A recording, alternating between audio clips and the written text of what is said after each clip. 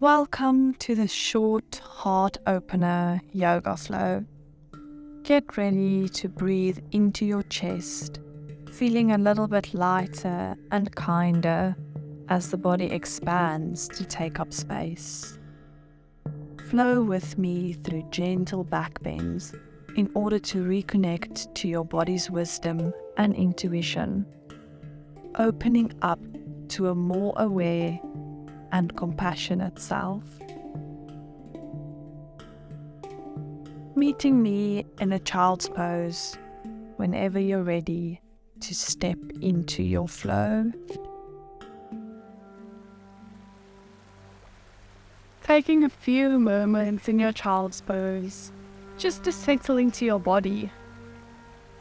Noticing your mood, your thoughts, anything that you are bringing onto your mat this morning, or this evening or afternoon, whenever you are doing this flow.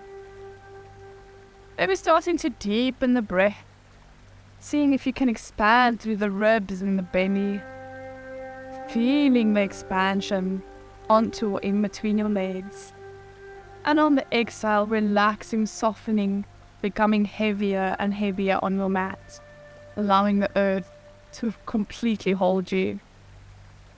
Breathing into any sticky spaces and just softening around the edges on the exhale. Maybe spreading the fingers nice and wide, crawling the fingertips slightly forward and pushing through the hands, pushing the bum back in space and really lengthening all the way from the tailbone to the tips of the fingers.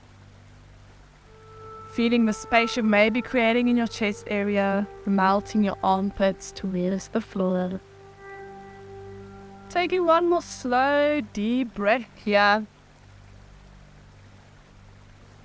In your child's pose, then bringing the hips up so they are aligned with the knees, and then walking your arms even further forward, coming into your puppy pose.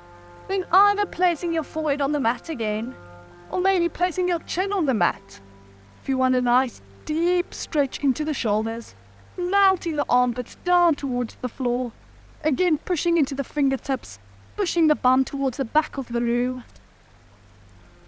Breathe in here nice and deep, feeling the chest start to gently open. And then coming forward, lying on your tummy, keeping your arms as they are, maybe slightly adjusting, so that your elbows are underneath your shoulders. Spreading the fingers still nice and wide, and then pulling your chest through your arms. You can almost imagine these two little magnets in your elbows and your hips, and they are pulling towards each other. Squeezing the bum to protect the lower back, and breathing into the collarbones, into the chest. Maybe looking up or just looking forward, lengthening the back of the neck. Then pressing into the tops of the feet, lifting the kneecaps up, maybe the knees even come off of the mat, making this a nice and active Sphinx pose posture. Taking a few nice deep breaths here, inviting some ease into the body. And then tucking the toes and lifting the hips up into your forearm plank. Maybe even pushing the upper back away from the mat, so doming into the upper back, spreading the shoulder blades apart. And then exhale down to your Sphinx. Inhale, opening your chest, looking up. And exhale, chin to chest, tuck the toes back up into your forearm balance. Inhale, lowering the hips, pulling the chest through, squeeze the bum. And exhale, chin to chest, push yourself away from the mat. Almost like a cat-cow movement, you can continue with a few of these in your own breath. The inhale brings you up into Sphinx, the exhale into forearm plank. Inhale, hips down, drawing the shoulder blades together, and exhale, pushing yourself up for one last time. Then coming up into a high plank, and pushing the hips up and back towards downward facing dog. Spreading the fingers nice and wide, really pushing your chest back towards your legs, maybe bending it to the knees. Really pushing your chest, trying to get your belly onto your thighs. Then moving the hips and the bum up towards the sky. Then on your exhale, melting the heels down towards the floor. And I inhale, letting the hips come forward. This time the entire lower body stays off of the floor.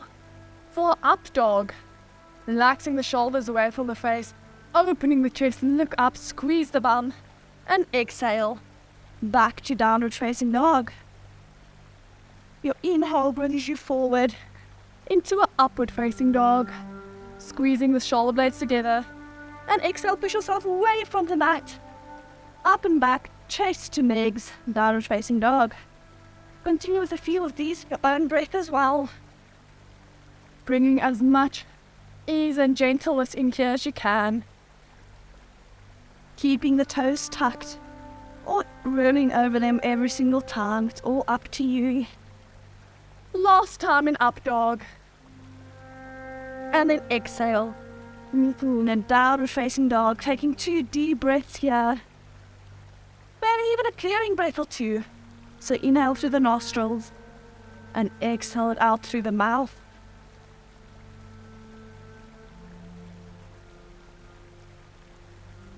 On your next inhale, bringing the right leg up towards the sky, and exhale, bend that knee, open the hip, maybe even looking underneath the right of the left armpit, pushing yourself still back towards the leg.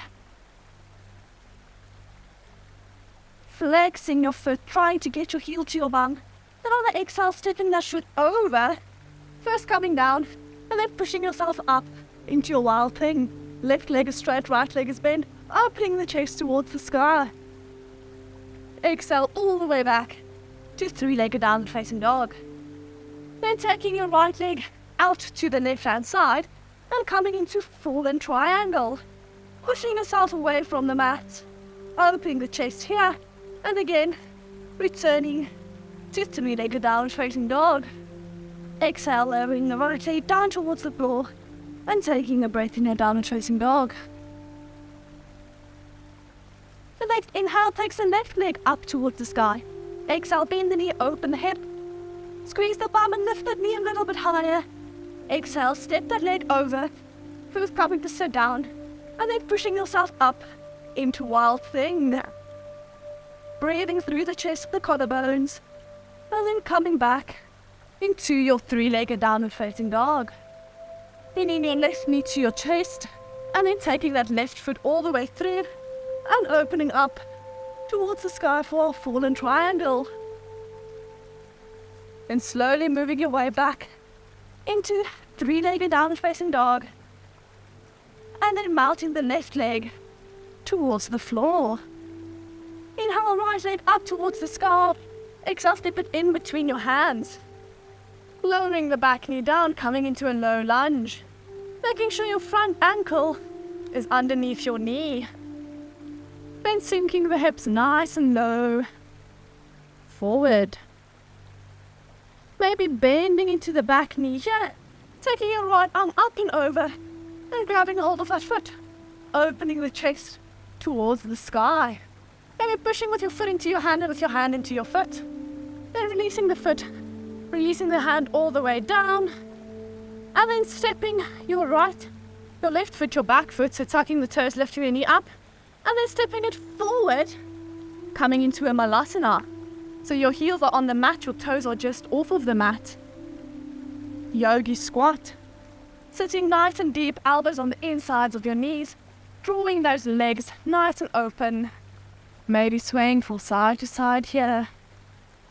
Squeezing the bum, lifting the bum a centimeter or 2 higher. And then from the top of your mat in malasana, taking your hands down, stepping that left foot back so you come onto the shin, followed by the right foot. Then coming up, so we are now standing on the shins. From here we'll do a camel flow.